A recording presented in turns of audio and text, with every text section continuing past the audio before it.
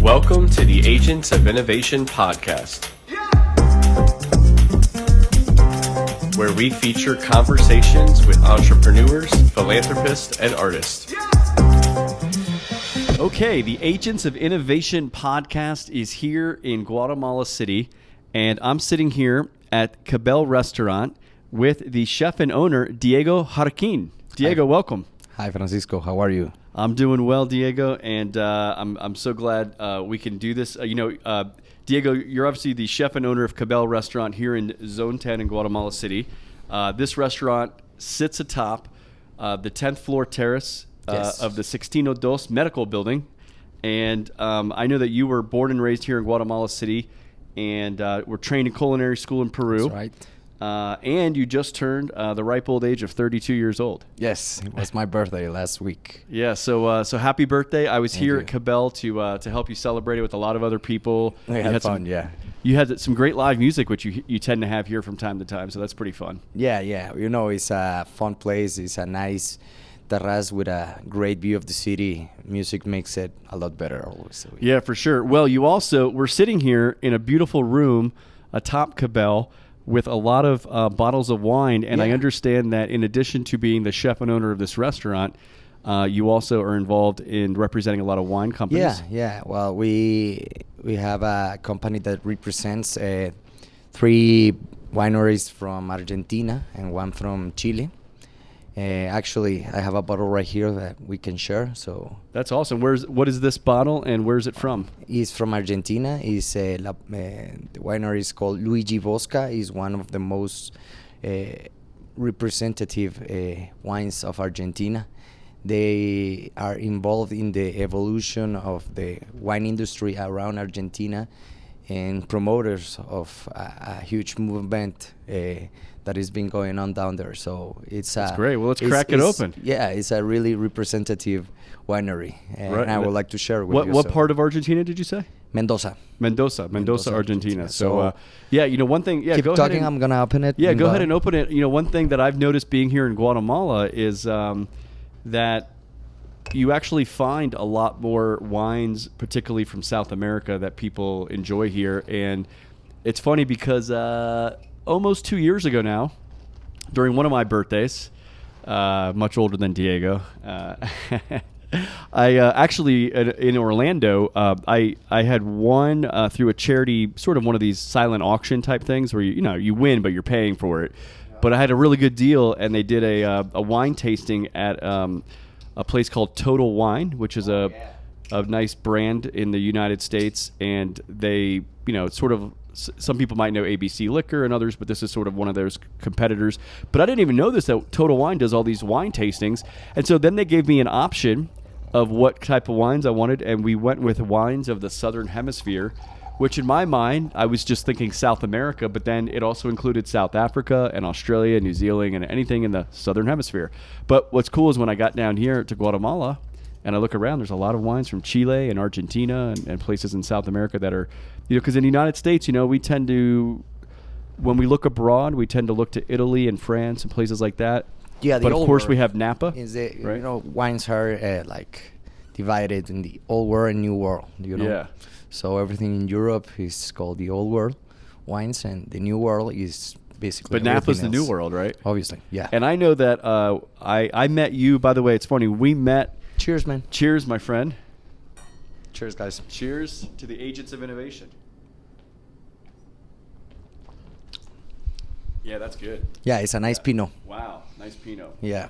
And what is the brand again? Luigi Bosca. Luigi Bosca. And what is your role in that? My role? Yeah, with Luigi Bosca. Do you just represent them? Yeah, we represent them and sell their wines here in Guatemala. And, we've been working I started selling wine when I was 15 years old. Now I'm 32. I've been working with them over 17 years old for now. So we have a nice relation.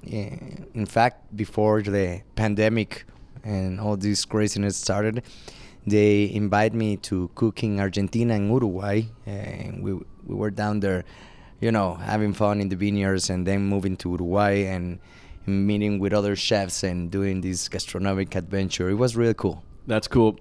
In most of my life, I pretty much can afford what some people might call cheaper wines. Well, I don't know. It's always for me. It's about value for money. You can pay $10, $15 for a nice bottle of wine. If it's in that price range and the quality is good, it is a good wine. But if you pay $100 and you're getting like $15 quality wine, then you've been ripped up. So it's not about the price; it's about the quality. One thing, and tell me if you think this is true. When we did that wine tasting at Total Wine a couple years ago, and we did wines of the Southern Hemisphere, one of the things they told us was, hey, if you guys want to start getting more into these wines, particularly in South America, like Chile and Argentina, these tend to be a high quality at a lower price. Usually they are. Compared to, say, Italy or Napa or something. Yeah, it's just a logical thing because land is cheaper. Workers are cheaper, and everything is cheaper. So usually you get a pretty high quality wine for a cheaper price than, for instance, a Californian wine where land is totally expensive. You know that, and getting people to work is not cheap. So the whole industry turns more expensive. So obviously, a nice quality, high quality wine is going to be expensive. Yeah. Well, in my last role in development fundraising for a nonprofit, but in public policy, I remember me and one of my former colleagues who was a writer at National Review, and I was working at National Review Institute, and we went out with some donors in Chicago one evening, and they took us to this really nice steakhouse and served us. They picked up the whole meal, and they served us some really top quality wine. And we walked out of there, and my colleague said, "Francisco, wow, that was incredible. The steaks and the wine." I said, "Yeah." I said this is becoming a problem for me now in my normal life, because when I come to these nice dinners and people are buying these $100, $200 bottles of wine, once you taste that wine, some of it's pretty good. And then you try to go back to those $20 bottles of wine that you can afford, and you're like, man, that's why when I'm tasting this right now, I'm sure this isn't $200. I don't know what this is, but no, this is good wine. Yeah, it's a good high quality. This is around $30. Yeah, that's good for $30. So yeah, value for money, I think is a great wine. And yeah, the thing is that, just for you guys to know, is that sometimes if you start just drinking wine, you have no food around, just you want to have a glass of wine, you should start with the cheaper wine, is because usually they are lighter, they have more acidity, more on the fruit side, and they're not going to be too complex for your palate. Yeah. So the expensive wines are usually they go through the barrels. Barrels are expensive, and they do give them a lot of character to the wine and make them powerful and strong. Usually you will be needing food to really enjoy those wines. If you just sip them, it's not that you can't do it. You need a developed palate for that. So it's just they are made different, and they have a different how did I say that, destination, or they were made for a different reason. Right. I think different kind of purposes. Yeah, kind of purposes. That's what I was looking for. So, it's amazing. The other thing we have in common is that we first met actually at the Curanto Cigar Lounge, Cigar Club here in Guatemala City, as part of the series I'm doing, interviewing entrepreneurs in Guatemala. I've also interviewed Alex, the owner and founder of Curanto Club. I think it was like the third time I was there. I met you. And funny enough, earlier that day, I actually visited a doctor in this building that we're in, Sixtino II. I never heard of. And you didn't have any clue that we were up here. No, right? but first of all, I probably didn't even know that this building existed. I'd only been in Guatemala like less than a month, and I've been living here most of this year now. But so it's a recognizable building. It's a beautiful building. I think it's kind of circular, right? Yeah. But I was in here, and it was clearly a medical building, all sorts of doctor's offices. I think I went to maybe the fourth floor or something, waited for the elevator. Everybody else is coming to doctor's offices. So I left here, and then went directly from here. I went to a pharmacy, picked up some medicines, and I had them in a little bag. And I literally took my little bag and I went to the Karate Club because I wanted to enjoy the rest of the evening with the cigar. It was only my third time going there. And then I met a couple other, I always meet interesting people there. And then you walked in and you knew the group of guys that were there that I was talking to. And then I started asking you what you did. And you said, oh, I'm a chef and I have a restaurant, Kabell. I said, oh, where's that restaurant? Oh, do you know the building Sixtino II? And I was like, I was just there. I was like, yes. And I literally didn't, if you would have asked me yesterday, I would have never known what you were talking about. But I said, you have a restaurant? Isn't that a medical building? So tell me a little bit about why this restaurant is here in the medical building. So first of all, we didn't start as a restaurant. We started as a business convention center, and we were focused on the medical industry. That's why we're in a medical building. Our corporation owns 3 more enterprises that work around the medical industry. We import and resell medicines from all around the world, and that's the main reason we built this place up. Is we needed spaces like this because all the little meetings and conventions and stuff were taking place in hotels and restaurants, and they weren't. If you go to a hotel, usually they have a nice setup, but not the quality of the food. And if you go to a restaurant, it's too loud, and you need to figure out how you're going to project something or not. So we did this to combine those needs that we had and the industry had. After a while, the place got so popular, we started taking events from any company, all the industries, because actually all the industries needed a place like this.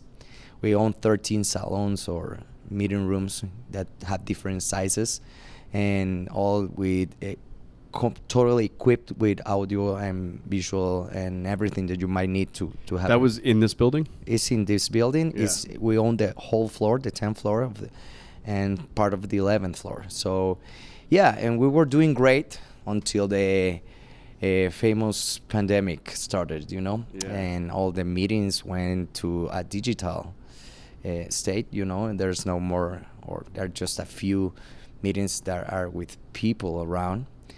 And we had to figure it out. Well, I had to figure it out how to pay my guys, We were open and we weren't making any money because all the meetings were taking place in Zoom, Meets, and whatever, those platforms. And actually that's going to stay because companies are saving a lot of money of doing those sort of meetings in a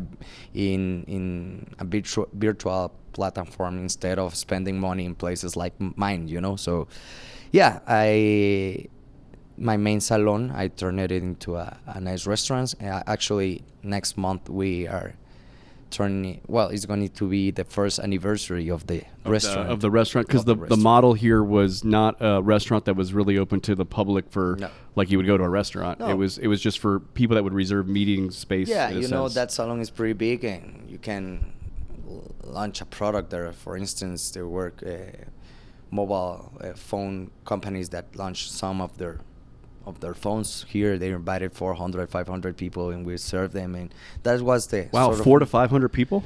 Yeah, sometimes you were able to fit that many people. Yeah, in a cocktail, yeah, wow. Because people is mostly standing.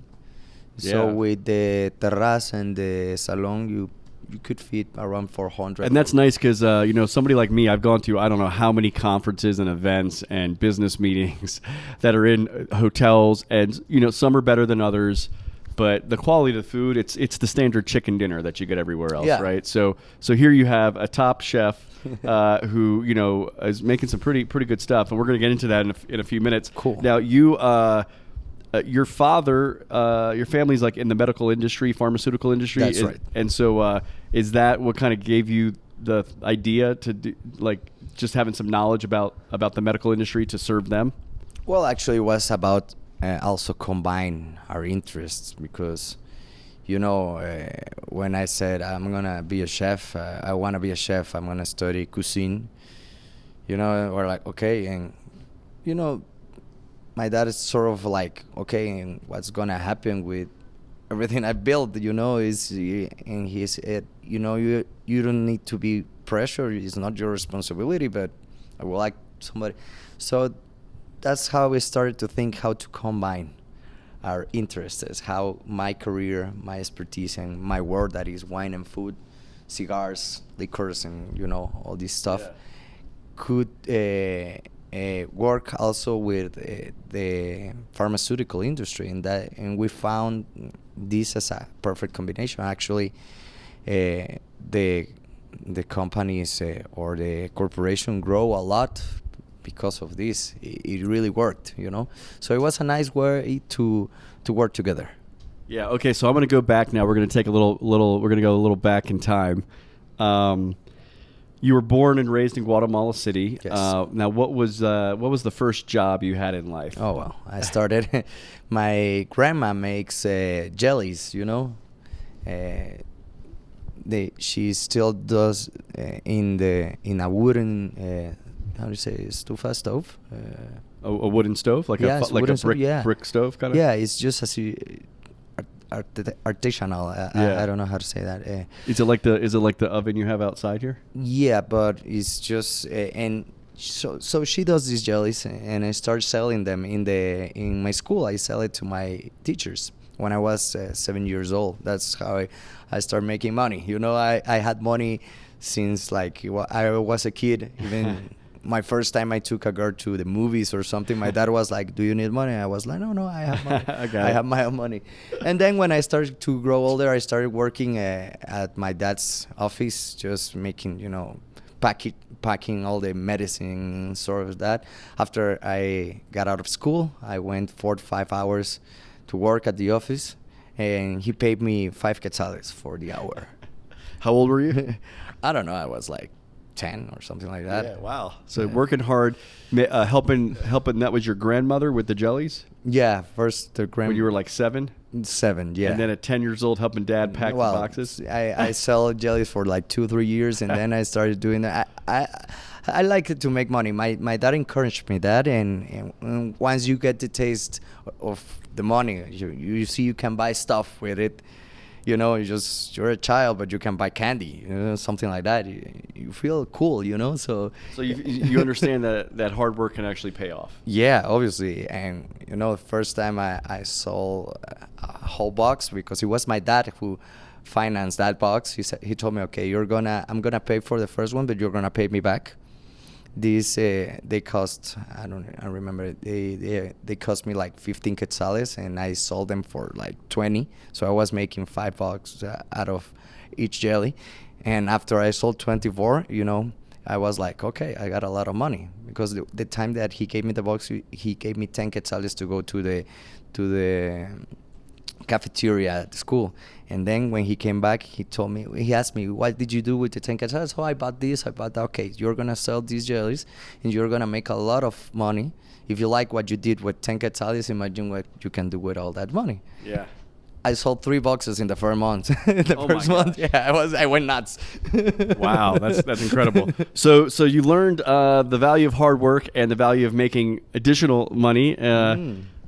But let's move now to something that's more related to your current career. What first stimulated your interest in cooking? Well, I started cooking when I was 4 or 5 years old. I got up early, and what I liked to do is, cook breakfast for my parents.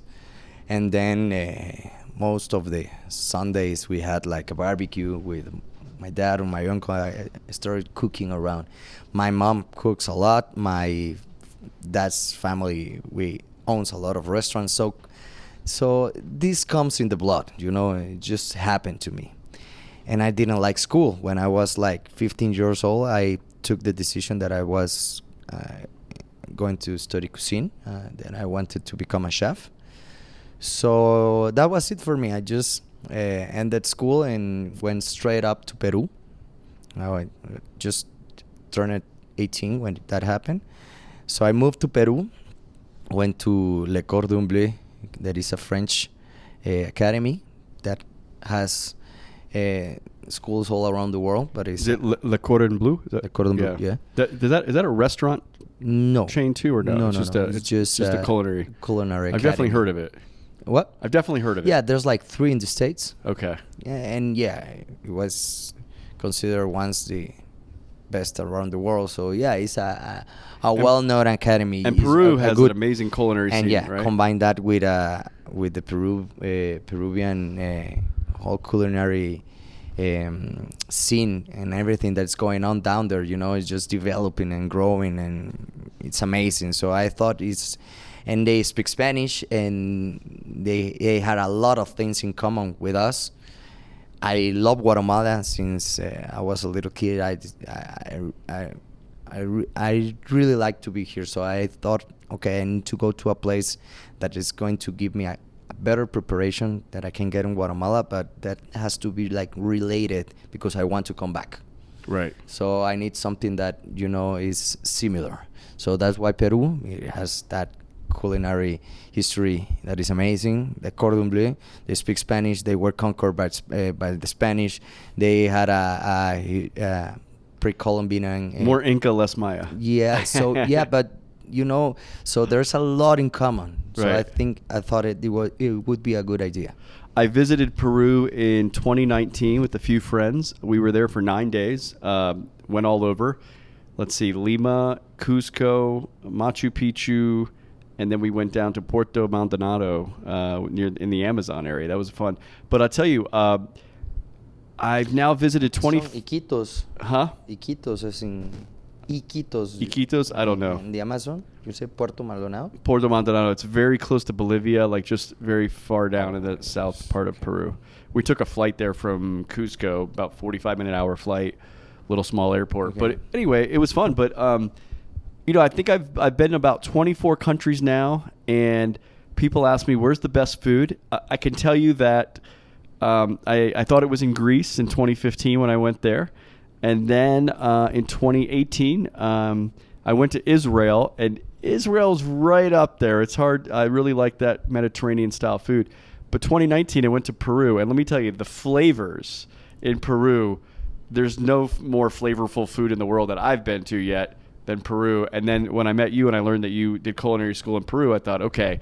And I know a little something about the fact that the culinary scene in Peru has really picked up in the last number of years. And so how long were you in Peru? And thank you for the refill. I was there for 3 years. I lived there for 3 years. I started working from the first month that I was there. So I stayed there. Actually, my studies were completed in the second year, but I stayed 1 more year working. Because, cooking is about working. You have to work. You don't learn to ride a bike reading. You might get some tips. Yeah. Cooking is like that. You want to learn how to cook, you need to cook. Yeah. You need to chop, you need to clean, you need to do everything. Well, I've heard this from a lot of entrepreneurs in different fields. You have to learn by doing, and that must be much more important in the culinary scene. Yeah, because you can read, and that can give you an advantage, but it's about working all day long and making that. So tell me about what was your sort of daily, weekly schedule like in terms of I get up school and work and usually everything else? I get up really early and went to my first job, and I left that around 9, and then went to school. I got out of school around 4 or 5 sometimes. It depended on the day. Sometimes earlier. And then I went to work in a restaurant. Wow. And I ended up the shift ended at around 1 after we cleaned up everything. 1 in the morning? Yeah, 1 between 1 and 2. And would you get back up the next morning and go? Usually I even put my tennis shoes and went running like 10 kilometers after that, because you get out of the kitchen so pumped up, all the adrenaline. Those restaurants never stop, so you're in a pump state all the time. So you get to your house and you're like, wow. So when you work till 1 in the morning, I most of the time I went running. Yeah. Sometimes I grab a bottle of Zacapa and pour myself a Zacapa and just enjoy a little bit, But usually I went running for like 8 So to you 10 so you kilometers. work till 1 a.m. You go running. Do you get up the next morning again and go to that early job? Yeah, I can do that. I need 4 to 5 hours of sleep, and I'm undone. So yeah. Wow. And how many days a week are you typically doing that? Most of the day is sometimes there were 6, sometimes 7. It depended. So for those of you that come to Kabell, and by the way, Diego works hard here at Kabell, but if you see him here enjoying a glass of wine or having a cigar, you know that there's a lot of hard work that went into this for many years. Being a business owner. That's the thing. Most of the people said, no, now you own a restaurant and thing. You're always having wine and cigars and having a good time. Yeah, but it's after a lot of hard work, I had to work a lot to get here, and now my job is also to do a lot of my public relationships down there. People come here usually to have a glass of wine, to have a cigar. When you call me, are you there? Can we have a cigar? That's every day. Somebody calling me. Yeah. So we can have a cigar. We can have a glass of wine. I'm going with these people. Would you? You have to show to the table and recommend them something. So yeah, and yes, I do get in the kitchen most sometimes when I see they're getting stuck and they're really like when we are full. All the time I go to the kitchen, but I have a great team down there. They execute it perfectly.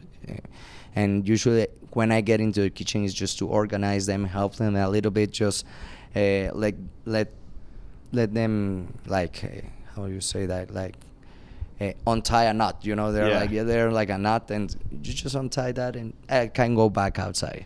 Yeah. Well, the one thing I've been here enough times to observe you, and I could actually think of a time not too long ago, a month or two ago, when I had 4 friends here. My friend Lance, his wife, and his brother and his brother's wife, and we just came here on like a Sunday brunch. And Manet was playing. He's a musician, and Lance actually pointed this out, and I've seen you in action, so it was interesting that he pointed this out.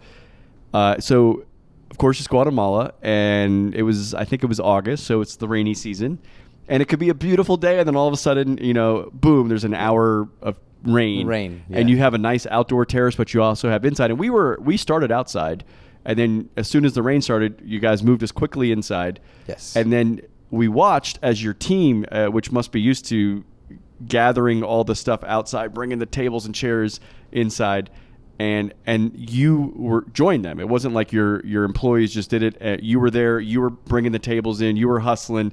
You were doing that. And Lance actually said to me, now that's a great owner of a restaurant when they're involved in actually doing, what some might call the dirty work, right? I mean, you got to hustle. You're helping them out, and you just mentioned, going down to the kitchen, helping them out. So I think that, just kind of shows like your longtime work ethic, and also, you're intricately involved in every step of the business as well. You can't be a leader by just telling people what to do. They need to be. You need to show them. You need to support them. You're part of the team. Yeah. Yeah, you have to lead them, but you're still part of the team. So you need to get your hands dirty sometimes, And it's impossible to lead a team of people that if you never show them that you also can do their job. If you're just telling them what to do, but you never show them that you also can do the job, they won't respect you. Right. Kitchens and, all the restaurant business is a tough world. It's not for the softy ones. So people is tough. You work 18 hours a day with a shitty payment in most of the places. It's a physical work, so it's tiring. You get late to your house. If you're married and have children, everybody's sleeping. If you're single like me, it's hard to even get a girlfriend, because you're never there. It's a tough world. So people that work in this business are tough. Yeah. So you can't lead them by just telling them what to do. You need to work with them. Well, I've been here a number of times, and you have an incredible staff, and they're very attentive to everything. And actually, I also interviewed Jake Denberg, who's I know a friend of yours, and it's his birthday is this weekend. And Jake and you, I feel like you are like two of the exceptions. So I said this to Jake when I had a conversation with him on the podcast. I said, Jake, every friend I've had that has come to visit me in Guatemala absolutely loves Guatemala. Most of them had never been here before. They just are enchanted by you need to come to Guatemala. Enchanted by the beauty, all the natural surroundings, the history. I mean, just amazing. It's an amazing place. But then, you know what everybody says? Everybody says, you know what? One of the most amazing things about Guatemala is the people.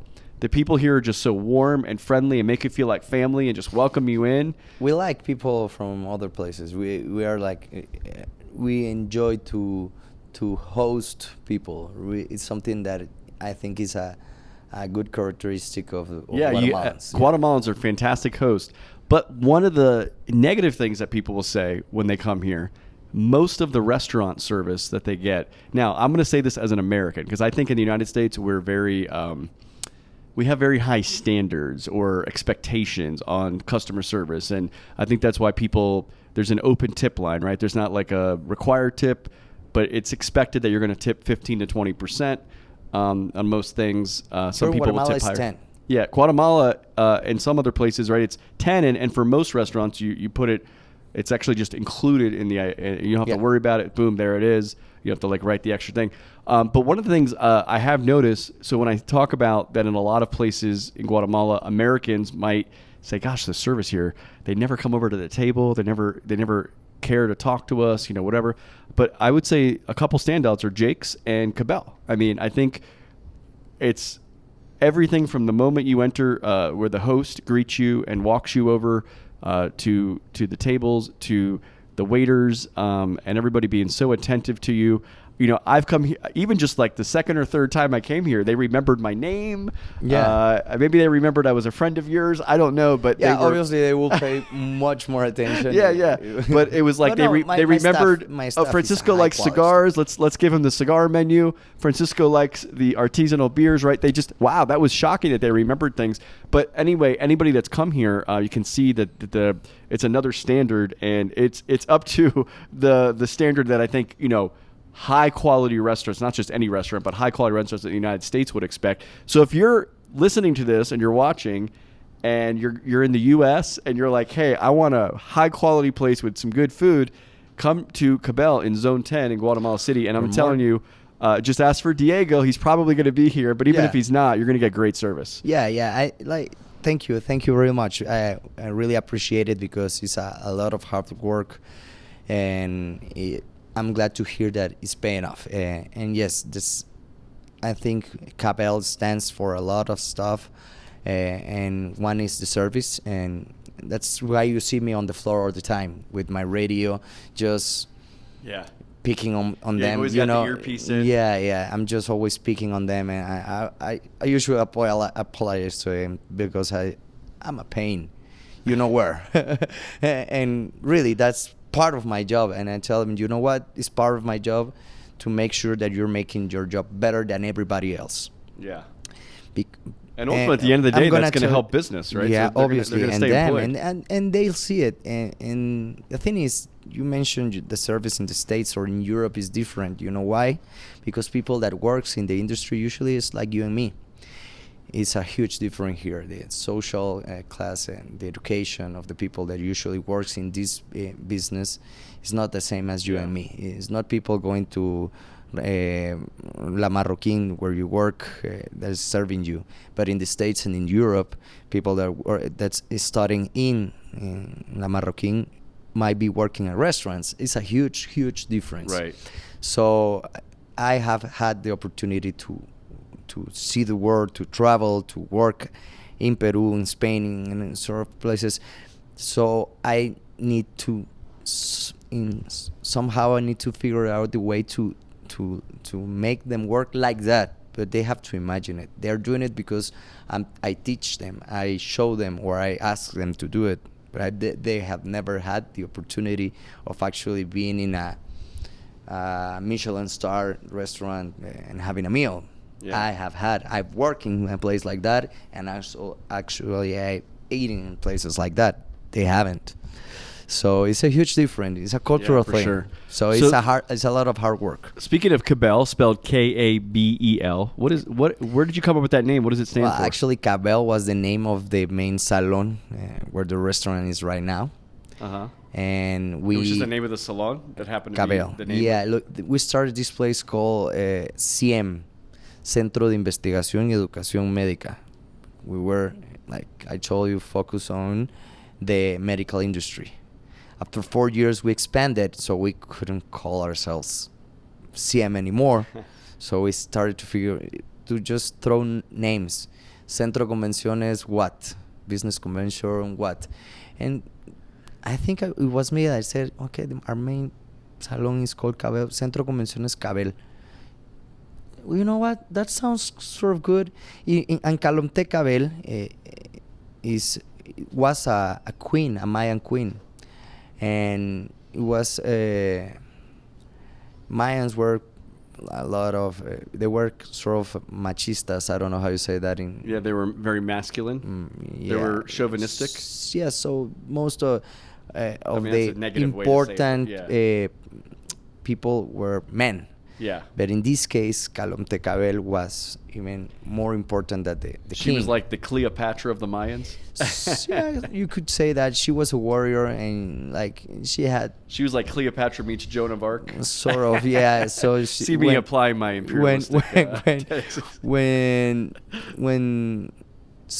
we found out about this woman being so important in men culture, we named our main salon after her, and it is a good name for the Business Convention Center. And now is Restaurante Kabell and Business Convention Center. Would most Guatemalans know who Kabell No, was? no. This is more of an inside baseball. Yeah. We have we have it printed in one of our menus for everybody to know. The terrace menu, the usual menu. So speaking of your menus, Yeah. what kind of food do people expect would people find at Kabell, and what kind of quality do you deliver? High quality, definitely. Yeah. But I do whatever I want. What I do is outdoors food. I don't know, comida de autor, how you say that in outdoors food. And what we do is exactly that. We do whatever we want. So we combine. It's not a fusion because I'm not mixing two cultures of something. I grab all the stuff that I know, things that I pick up in every time I travel, places that I have worked, and I combine them and usually add a lot of Guatemalan ingredients. So I do classic techniques. I don't use modern techniques. I'm on the classic side, the French style. A lot of butter and. And Butter's that's good. Yeah, it's tasty. And I'm on that classic side. But here we are high quality, well executed food with a lot of Guatemalan ingredients, with an international touch, obviously. And another fact is that we grow our own vegetables. We produce our own dairy products. I'm developing my own meat right now, and I hope in a year I can have my own meat. In my restaurant, I grow my own trout. I try to really do the farm to table thing, and to guarantee our quality. So, do you spend time going out? I mean, you said grow your own trout. Do you go out to where fish farm? Coban. You go out to Coban. You work with particular fishermen, or no. How does that work? No. I have a pond. You have a pond. Yeah. Okay. And what about the meat? Do you have cattle? Yeah, in Tecpan. That's when you're going to a lake. Tecpan, yeah. So I have a dairy cattle and meat cattle, and we have Black Angus, Red Angus, Hereford, Wagyu, and Akaushi. I have lamb, sheep, and goats. So and we got a chef here who the owns milk is Jersey cattle. A chef here who owns some cattle, sheep. Well, yeah, that's goats. That's the other a lot of enterprise. Most don't, right? Productos Lácteos Valparaíso. Have you seen those like really red barns around the city? I don't know if you see them. I have not noticed, but maybe I'll take a look. Well, you can Google or you can search us in Instagram or Facebook. Productos Lácteos Valparaíso, and we're doing honest dairy products. High quality, no color preservatives, no.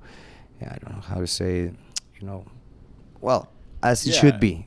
Almost like grass-fed cows or yeah, like that. we are like in making high quality with high tech, but still and not artificial intervention or anything. Just so More like natural. yes, Yeah, naturally it's not grown. organic, but almost organic. Yeah. Well, that's amazing. Okay, so going back a little bit, you left Peru. Yep. You finished culinary school. I know you worked hard there. You had multiple jobs. What was your next step when you left Peru? Same thing. Came back, start working at a restaurant. Even though Peru is so similar to us, you need to know your clientele. So I started working for the first job that I could find. They paid me 3,000 quetzales. That is, that is not much. And I started working here just to see how people, or what my clientele might need, to understand the Guatemalans. Because I had a good idea by selling wines. I started selling wines since I was in school. So I had a good idea how Guatemalans behaved and what they needed, but it's not the same thing. So I started working here. I worked in like 4 or 5 different places, and then we set this up. That's awesome. So then you set it up with that traditional model that you mentioned before. Yes. And then after COVID, you had to transition. But now it's a beautiful restaurant. This place drags me down again. Every time I think I'm gonna just get out and start something new, something happens. It's the second time that I reinvented this place, so it's cool. Well, I mean, one of the things entrepreneurs have to learn to do sometimes is shift, right? Shift with situations. If you don't shift, if you don't move, you will die. The change. You have to keep moving, keep changing, keep thinking what to do, It's really cool. Yesterday I was with my wine tasting group. I have a club or a group where we get together every month sometimes. This is one of the perks of the business, right? Yeah, but this is with importers of wine. We have a selected group called the Gran Cru Guatemala, and we taste wines almost every week. And I heard a story about a restaurant that is just open here in the city. Is really popular, and it's a change. And the owner is crazy about copying everything that I do. So it's really cool to hear those stories. I don't get mad.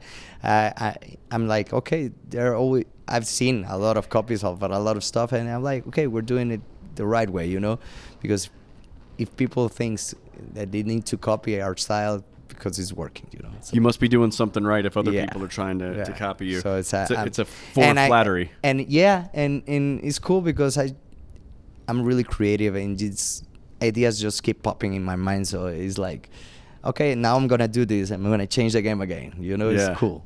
So your family has been and your father, is in the medical and pharmaceutical industry, and I think I feel like you alluded to this a little bit earlier, but what was it like when you were like, hey, so I'm going to go into the culinary industry and I'm going to be a chef and go into the hospitality? I didn't allude at anything. No. Yeah, that it's not the first thing that my dad was thinking that I was going to be, but he supported me. He said, you know what, I'm good at what I do because I like what I do. So you have to like it. If you feel like you're going to like to cook, just I'm telling you one thing, I'm going to support you once, and you have to be your very best, because if you fail or you want to get out, that's your problem. I'm going to support you once, but I'm supporting you, and he supported me all the way. So that's great. I know you're the oldest of you have two younger sisters, right? Correct. And one just graduated. She was in Switzerland? In Switzerland, yes. And what was it, hospitality? Hospitality. Yeah. And that's a tough industry right now, as a lot of things are still closed and not open, right? You see, it runs in our blood, that sort of thing. And I'm glad because now she's back. She's gonna help me with all the stuff that I had to do. With the restaurant, one thing that I lost is I have to be here, so I don't have time. So everything I have to do from here is really hard for me to get out.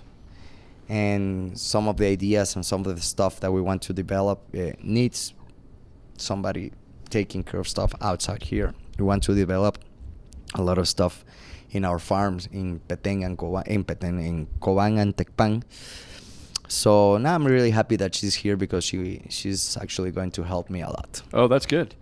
Well, nothing like roping the family back into the business. Yeah. She's already having that tough time, Okay, welcome. But also Welcome for her, to it the must be jungle. nice that she's got a successful older brother that is. Yeah, I can show her. Stuff. show her the ropes and show her the next steps. Speaking of next steps, so you mentioned coming back here after culinary school and learning the ropes from working in other places, restaurants and maybe in the wine industry and things like that. How do you go from basically being a chef working for others to being a chef and owner of your own restaurant? What was the steps it took to actually open your own place? Well, I started as a cook. Chef means boss in French. So you don't study. The career is not it's not chef. Okay, you're a cook. You're a cook. You study culinary arts. That's what you study. You don't study to become a chef. You become a chef by working hard and becoming the boss. But it's not a title that you can get in a university or academy. It's something that you earn. Yes. It's the same thing. I came and started working as a cook under a chef in a restaurant. And then they hired me. The second job, they hired me we were supposed to open a restaurant. That didn't happen. I moved again because I was going to be the chef of that restaurant. I moved again, and they hired me as a chef in a Peruvian restaurant. And meanwhile, I was there. A Peruvian restaurant here in Guatemala? Yeah. And then I moved to another place where they were supposed to do. Actually, the Peruvian restaurant was the second, and then I moved to a place that offered me to open, like, not my own restaurant, but I would be the chef. I will decide everything, and it was a better opportunity. That didn't happen, so I moved to a restaurant that was about to open.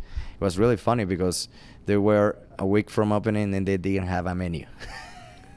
They had the whole place set up. That is not as uncommon as you think. People that invest in restaurants or wants to own a restaurant usually doesn't know how to do it, and usually starts like they rent the place, buy all the equipment. They don't know what they're buying. They buy their chairs, their tables, their everything, and that's what happened. They had all these things. Just the restaurant was ready to open, even had a name, and it didn't have a menu. Wow. It was like, my dad. It's the only time my dad said to me, "Don't do it."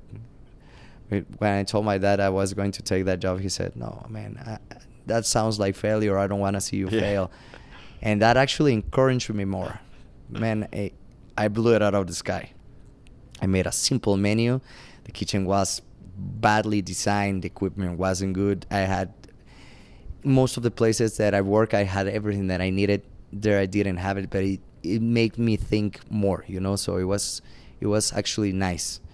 So after that job I came here. So it was a lot of steps, but they all helped me. They helped me understand not working with everything you need makes you think and be creative and just present solutions, and that's your job as a chef, to make. You always have problems. You have to bring solutions to the table. Yeah. Not 1, 3, 4, 5, and take the one that you think is the best, and you have to do it in seconds. You don't have time to think. Yeah. You have to be really, really quick and just take decisions. It's something that you need in this job. The ones that are successful is that people is not afraid of taking decisions. They're gonna stand with their decision and just handle it. And if it doesn't work, you have to rethink and fix it again. It's just you have to move really quick. That's in seconds. That's fun. Well, it's interesting because it seems like that wasn't the ideal situation to walk into, like your dad noticed, but it was a situation that provided you an opportunity to problem solve very fast, right? And but it's something that I was always good at, and this just helped me like grow in that matter. It's cool. Yeah. So for those maybe listening, I remember I have a student from my last semester who actually knew who you were when I mentioned. I just generally mentioned, oh yeah, this guy I know that I've met, become friends with Diego. He owns a restaurant over here. Diego Jarquin? Oh yeah, he's a famous chef in Guatemala. That's what he said. I said, really? So anyway, I just met him over cigars. Thank you. Yeah. So, but anyway, we just smoke cigars. yeah, and so, but I know he had some interest in opening a restaurant. So if what are some steps that you might give, maybe some first steps or any steps or advice that you might give to somebody who might be preparing to maybe own a restaurant or be a cook or be a chef or do something like you're doing? What are the first steps they should take? First of all, go to work. Go to work for a place and see what's really about. And then you will learn a lot of stuff and you will see if that's what you really want. For me, for instance, it's been really hard to fill up a position here because I need to hire people that study, like my sister, how do you say, hotelería? Hospitality. Yeah. So, but these girls don't want to work on weekends, don't want to work until late. That's the business. That's the business. Yeah. So that's the job. So first of all, go to work for free because I bet they won't pay you because you don't know nothing, so they're going to teach you. But go to work. Go see what's really about. See what's not being around your family, your friends, your girlfriend, whatever. See what's that you all have to work on weekends, on holidays, long hours. First of all, find out the real truth about this industry and see if that's what you like.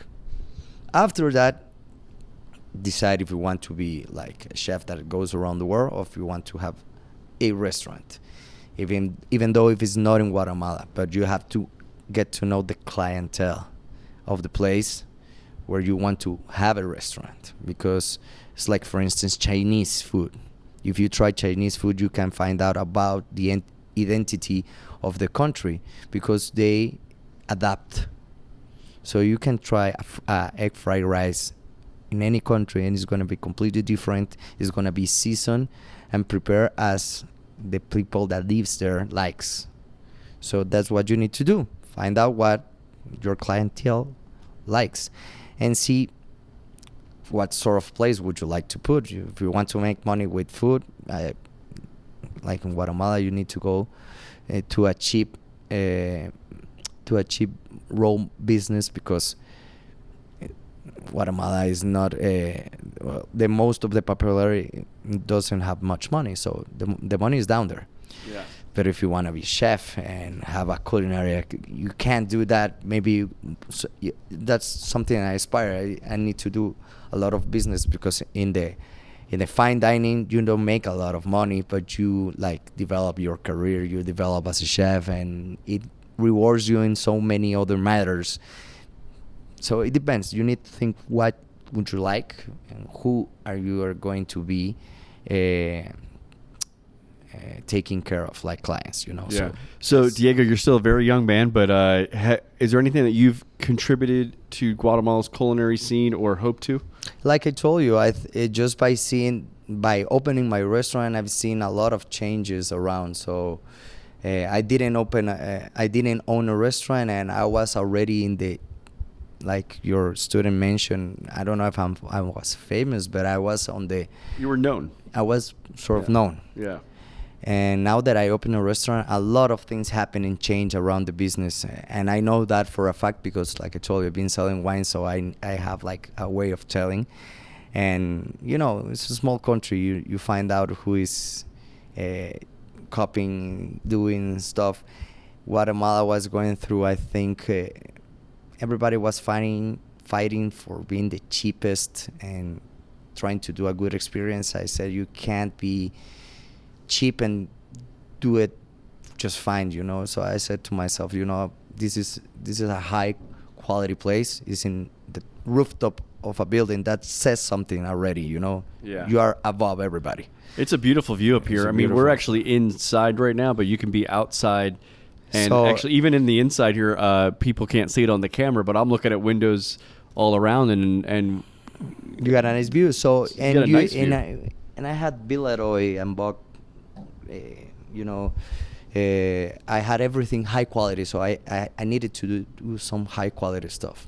So And for sometimes- that, I can't charge cheap. So I changed that, and now I'm seeing that actually my competition is going up with prices, trying to do through better stuff instead of cheaper stuff. So right there already, you see a change. Yeah, well, and also I know that sometimes it's you can come here just to have dinner or lunch or something, but you also sometimes have I've seen DJs here. I've seen today Friday we live have a music. DJ. Yeah, I don't know who the young woman was last week on your birthday, but Sophie, she was fantastic. Yeah, I was like, wow, she is really She's good. every Thursday here. Chofo is on Fridays. On Saturdays we change. We have different bands, groups, DJs, whatever, and usually the Sundays is Mané. Mané with the Sunday fun day brunch. Yeah. So the thing is that I think music also makes a different vibe, and it's about giving all your senses and experience. And Also, when you're here, if you like me like cigars, Diego has a little cigar kind of little humidor over here. You can get some cigars. Which I think is the way you persuaded me to come, because we met at Caranto, and you said, Francisco, I personally prefer coming to Caranto to smoke my cigars and hang out. I like to get out of my own place. Yeah, but when I'm, if you want to come to Kabell and eat and maybe before or after dinner have a cigar, we've got an outdoor terrace and you can smoke here, and it's been a nice place to come and do that once in a while. And just nice to, and actually, sometimes you see some other cigar aficionados that like to come hang out. Tell me what is it that you like about cigars? You smoke them almost every day, it seems. Yeah. And any favorites you'd like to share? Well, cigars are like wine, are like high quality liquors, like food. It's an experience. You're not just smoking. It's I don't get cigarettes and all that vapes and stuff. Same. That then they don't give you something else. The only thing I smoke besides cigars are hookahs. It's a similar like long form kind of smoke. Yeah, I mean it's different, but it's but it's about the flavor and the experience and just preparing it. It's for me it has to have a meaning. I don't need to have just the smoke. And cigars give you all that, and it's like wines. You have all these varieties, types, places they grow tobacco from. So every time you can take care of them and see how they evolve. And once they are aging, they change. It's something. You're not just smoking. You're like really having an experience. I like experiences in my life. And like wines, cigars, you have different types of cigars for different situations. And there are cigars to go to a concert or a party. There are cigars to enjoy with a friend. There are cigars that you can have just to give you a treat and say, you know what, I deserve this. You open a nice bottle of rum, whiskey, cognac, or wine, whatever, and a nice cigar, and said, you know what, you deserve it. It's just you're gonna treat yourself. That's cigars. So cigars are much more than just smoking. That's why I love about cigars. Yeah, they're also great for having nice conversations. Obviously, with people, and right? people that like cigars, we tend to think alike and have similar tastes. So it brings you together to people that, in sort of a ways, kind of like you. And most of the time, it's really interesting people in different sort of businesses, but we all have something in common, so it's nice, and so the conversations are always good. Yeah, because, they really are. Yeah. So it doesn't bring you to people that is not gonna give something to your life. All people around cigars somehow just give you something. So it's cool. So Diego smokes cigars, drinks nice wines. Obviously, he's a chef, so he eats well, but he's in pretty good shape. Yeah. And so he talked about running after freaking getting off work at 1 a.m. when I know you were, in college then, and so you probably had a little more energy. But I know that you still work out pretty regularly, and you actually compete sometimes in boxing. Tell Yeah, us about I'm the a boxing. professional boxer. A professional boxer. Guys, where did these people find the time? I never understand. No. So you're a professional boxer, and tell us a little bit about For that. instance, I went to bed yesterday at 1 and something in the morning and got up today at 6, went boxing and training for 2 hours, and then I came here. You know, it's, if you want, you will find the time. I need to sleep between 4 to 8 hours if I can, but I never sleep 8 hours. It's really weird. But with 4 to 5 hours, I'm good. And you know what? To be in this place all the time, making decisions, you need to also have your mind really in a good set. And for me, making any kind of sport or something, it gives me that. Yeah. And just because you're busy, just because you're a chef, you don't need to be fat and don't take care of your body. You know, it's your body. If you're not good, you can't do anything good. So that's what I believe. I try to eat healthy every time I can. Obviously, with a nice glass of wine, obviously. But if I can eat healthy, I know how to cook healthy and tasty. So I try to do it every time. And I work out at least 5 days a week, you know, and at least 45 minutes to an hour, at least, you know, to keep in shape. More than I don't want to be like a model or something. I just need to feel good, to be in shape, to have my mind in a clear state, because that's a moment for me, one of the few moments that I have for me, and not to think about anything else. Good thing about sports and actually boxing, if you're thinking about something else, you're gonna get hit. So you're focusing only in defending and hitting somebody else, or training with the bag. You're not thinking about work, you're not thinking about family, friends, or any other situation. You're just relaxing your mind and training your body. So it's a great therapy. It's better than the It's funny because some people would hear that and think, and actually, you're relaxing your mind. You know what? That's something a lot of chefs we have in common. A lot of chefs do some sort of contact sport. Yeah. Jiu-jitsu, karate, boxing. Interesting. A lot of chefs, we do that sort of sport. So when you talk to chefs and you start talking, we have a lot of things in common, like the cigar smokers. We have a lot of, we all have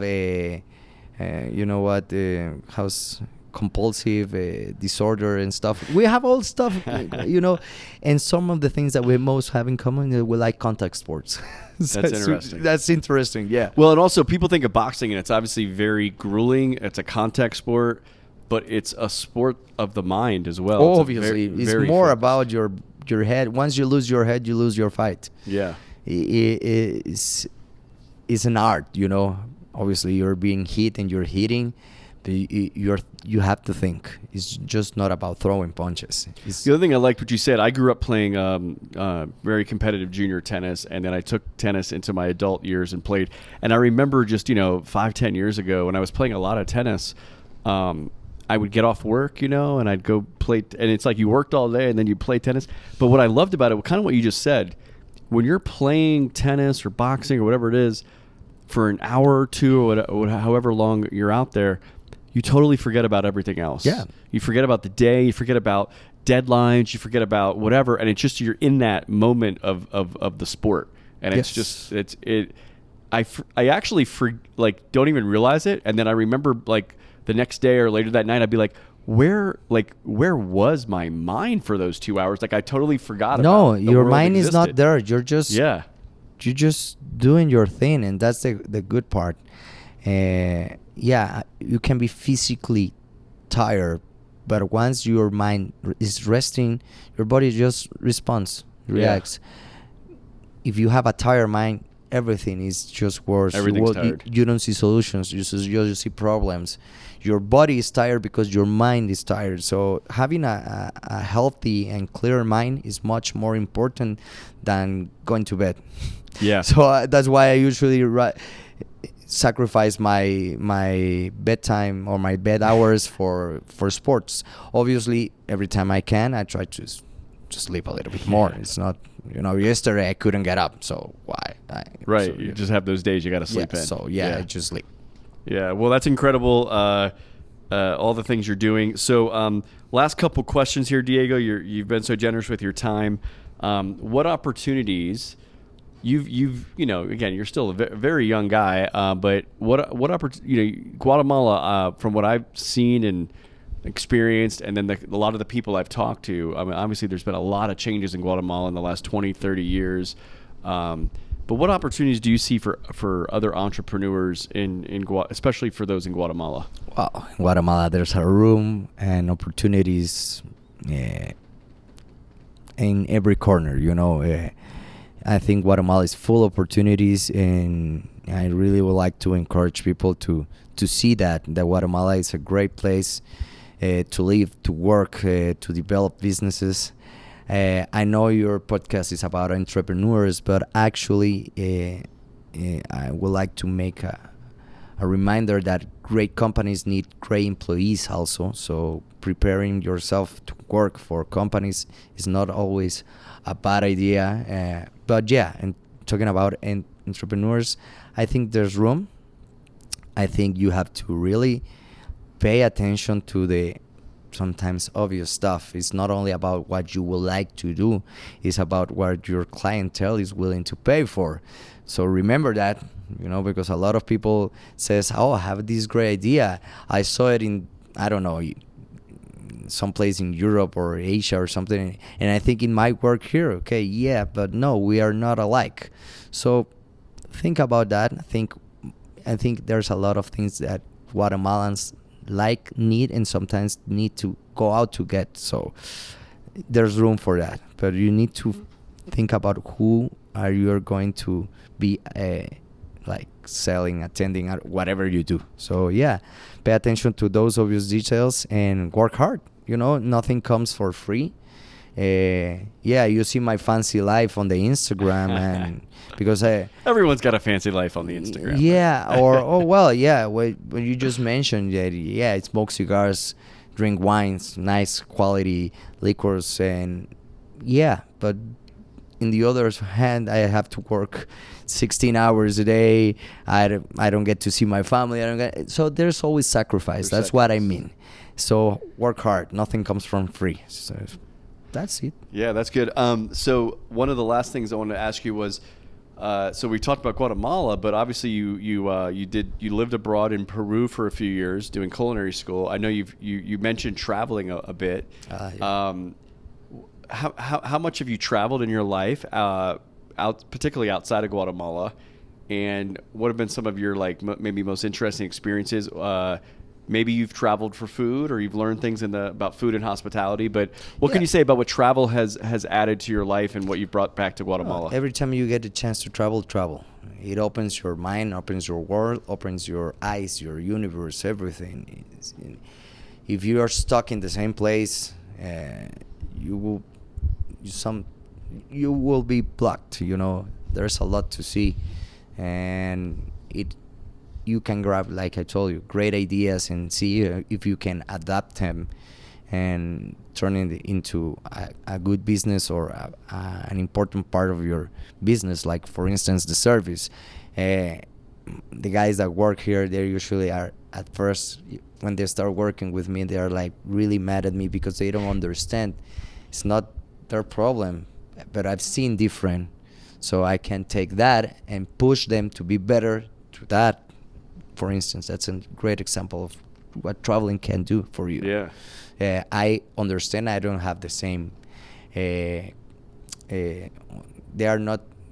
don't have students for the best university working like waiters here, but even though I don't have them, I can make those guys. I can prepare them. I can teach them, and I can make them think and try actually to give them the experience. Sometimes I take the time, close the restaurant, and just feed them and teach them and trying to make the experience as close as so they understand what they're doing.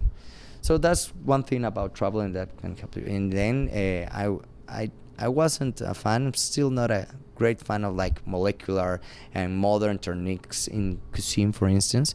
So I went and worked in a Michelin star restaurant and see it from inside, and then I understood it a little bit more and saw what it was about, you know. So that's another example. So yeah, I think every time you get the chance to travel. Not everything that you see outside is gonna work in Guatemala, but you will see a lot of crazy stuff, grab new ideas, and if you're a creative person, that's what fits your mind. So yeah, keep doing it every time you can. Well, Diego, this has been a fantastic conversation. I've learned a lot. It's been great getting to know you during my year here in Guatemala. I hope to welcome you to the U.S. at some point. By the way, I know you've traveled. You have some family in the U.S.? Or well, no? I have a couple cousins, but I travel a lot most of the time because of tourism and business. The cows, we have cattle in the States and Canada also. We have partners in cattle, and because we're bringing down genetics from Wisconsin, I think I remember and Canada. Since I got to know you, there was a month or so that you were in the U.S. Maybe you were up there getting the vaccine or whatever. Right? It was and a you fun traveled story. from like Texas to California or something? I crossed the whole country. And you went to the Grand Canyon and Vegas. Yeah, I mean, went from Yosemite.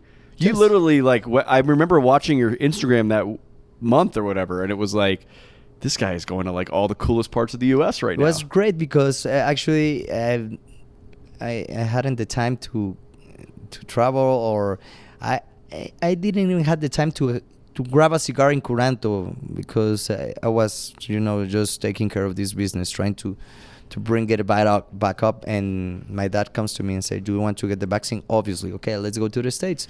And the plan was to stay for 4 days, 5 days, something like that. Because I told him I need to go back to work. And we were there when our crazy president shut down this country again. And so my business was sort of ruined again. I had nothing to come back to really, because everything will be just like hard to do. It was when we had to close at 6 again and everything. So it was the perfect excuse to be with my parents and my grandma. My grandma was with us. So we just decided to stay on the whole month to get the second shot. Yeah. And we travel all around the States from one coast to another, literally from one coast to another. Yeah. From the Atlantic to the Pacific. Oh, you started in the Atlantic?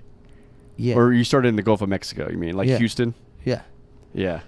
So we think of the Atlantic more like the other side of Florida, New York, and all that. But yeah, whatever. But still, on one coast in some sense to another. Yeah. One to another. And it was really cool because the end of the trip was actually Napa. And I love wine. So it was I was the one that was driving, so that was my treat, So the end of the trip is going to be Napa. I went to a great cigar place and just enjoy wines. I went to some wineries. I have friends in the industry that represent California wines, so they set me up with some wineries, and it was really cool. And the most important thing is I had a month with my parents and my grandma. That's something that usually doesn't happen. So, well, we always have to remember the time that we can have with the people that mean most to us and family, especially older parents and grandparents. Yeah, in this industry, it's hard. It was my birthday past Thursday, and I only had 2 hours to have lunch with them, and I came back here. So it's back to work. That's it. And the birthday party was at work, right? Yeah, I was at work. So actually, I wasn't planning a birthday party. I just said everybody that called me or sent me a message, I told them to come here. And I invited to a glass of wine or a beer, whatever you like, and I had some food. But at the end of the night, I think 60, 70 people. Yeah, there was a lot of people here. It was fun. And you had Sophie, the musician. The musician. Started raining. We had to go inside. It was crazy, but it was really fun. Yeah. Yeah. Well, if you're in Guatemala City, first of all, if you haven't been to Guatemala, I keep telling people, come to Guatemala. It's the most amazing place, magical place. And when you're here, Zone 10, which is one of the nicer parts of the city, and then you come to Kabell, which is in the building Sixtino II. It's really great. So we'll put some information in the show notes. We'll link to the Instagram. So when you follow Agents of Innovation on Instagram and all that, we'll link to Kabell They're always posting some great content on their Instagram as well. But Diego, it's been great getting to know you. I'm glad for our friendship, and thanks for welcoming me to Kabell, and thanks for being on the podcast. No. Thank you very much for inviting me, and thank you guys for listening and watching us, because I think it's going to be on YouTube also. So I hope you come to Guatemala. I hope to have you here at Kabell, and thank you again for your friendship, your time, and the opportunity to talk about what I like to do and what this great country has to offer. So and again, I have to say this again, still a very young man, so we're going to watch his career over the decades to come. A lot of things we'll are keep coming. coming back to Guatemala and seeing Diego's. We didn't even talk about that, but you've got a lot of things on the horizon, so we'll bring it back on in the future to talk about that. Cool. When I pop my new stuff, I'll let you know, and we can do another podcast about it. All right, sounds good, Diego. Thank you so much.